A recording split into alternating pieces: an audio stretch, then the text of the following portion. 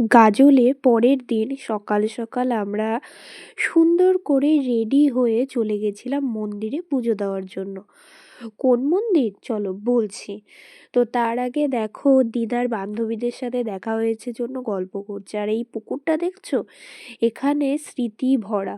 ছোটবেলায় যখন গাজল মামাবাড়ি আসতাম, তখন এই রাস্তাঘাট পুকুর এগুলো দেখে সত্যি সেই ছোটবেলার কথা মনে পড়ে যায়। তো চলো পুজোর জন্য দোকান থেকে মিষ্টি কিনে নিলাম। তারপর অটো ধরে আমরা সবাই মিলে হৈ হৈ করতে করতে চলে গেলাম পুজো দিতে।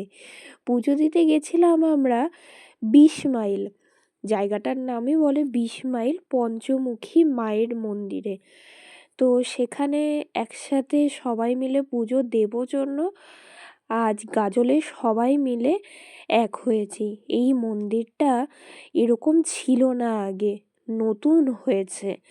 তো মন্দিরটার নিচে যে সুন্দর করে করেছে, সত্যি দেখে মনটা ভরে গেল। আমি তো অনেক দিন পর আসলাম। তো দেখো মন্দিরটা ওপরের দিকটাও খুব সুন্দর করে করেছে। তো তোমরা 20 মাইলে কে কে এই মন্দিরে মায়ের জাগ্রত সম্পর্কে জানো, বা কে কে এসেছো পুজো দিতে একটু জানিও।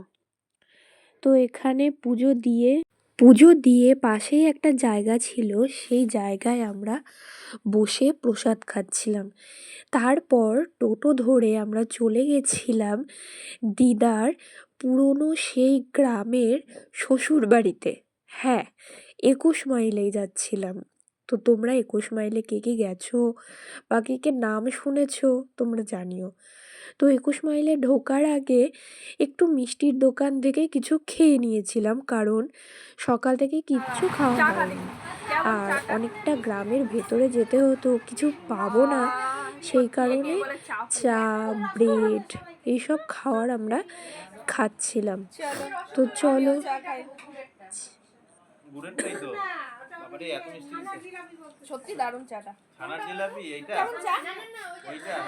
তো চা খাচ্ছিলাম আর সবাইকে জিজ্ঞাসা করছিলাম কেমন লাগছে।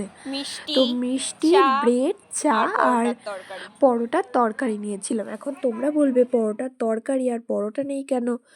কারণ না খেয়েছিলাম, তার উপর গ্যাস অ্যাসিডিটি সবাই ছিল, সেই জন্য আর নেওয়া হয়নি।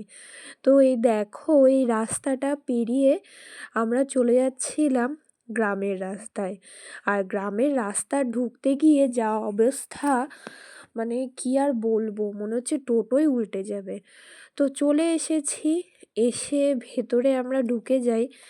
আর এখানে প্রত্যেকটা বাড়িতেই মুরগি, হাঁস, গরু, ছাগল, বিড়াল, কুকুর, মানে তারা লালন পালন করে।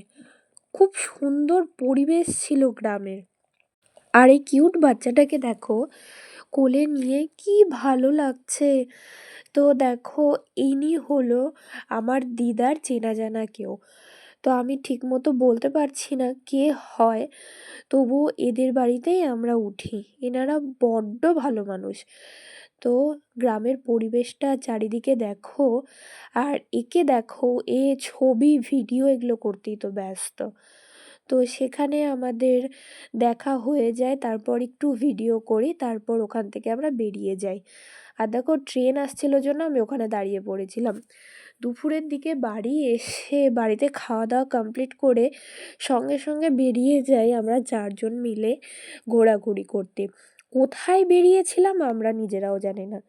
তো বেরিয়ে বর্মন ধাবা বলে একটা ধাবা ছিল, যেখানে আমরা দাঁড়িয়ে চা আর পানির পকোড়া খাই।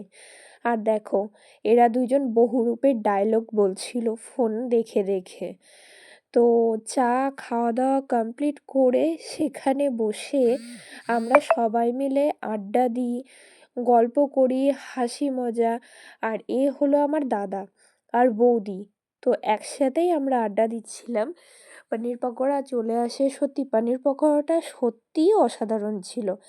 তারপর খাওয়ার শেষে সুরজিৎ আইসক্রিম নিয়ে আসে। তো ওরা আইসক্রিম খায়, আমি আর আইসক্রিম খাইনি, যেহেতু প্রচণ্ড ঠান্ডা। ঠান্ডায় আমি কোনো কিছুই ঠান্ডা খাই না। তো সেখান থেকে বেরিয়ে যাই। তারপর আমরা একটা ভেজ স্টল থেকে ভেজ কিছু খাওয়ার বাড়ির জন্য নিয়ে চলে আসি। Thanks for watching, please subscribe, like and